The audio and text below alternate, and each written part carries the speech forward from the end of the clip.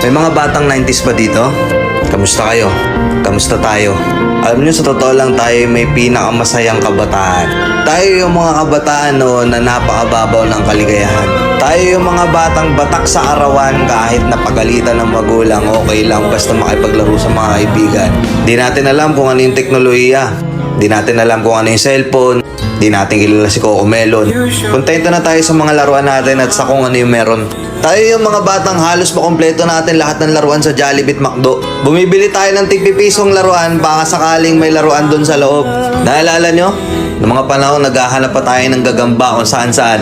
Naghahanap tayo ng mga sanga ng puno para makipaglaro ng baril-barilan. Kukuha tayo ng gulong sa tabi-tabi tapos pagugulungin lang natin kung saan-saan. Mabibwisit tayo kapag hindi tayo pinayagan ng magulang natin makipaglaro sa mga kaibigan natin sa ulanan. Tayo yata yung mga huling batch ng mga bata na nakikipaglaro pa ng tagu-taguan.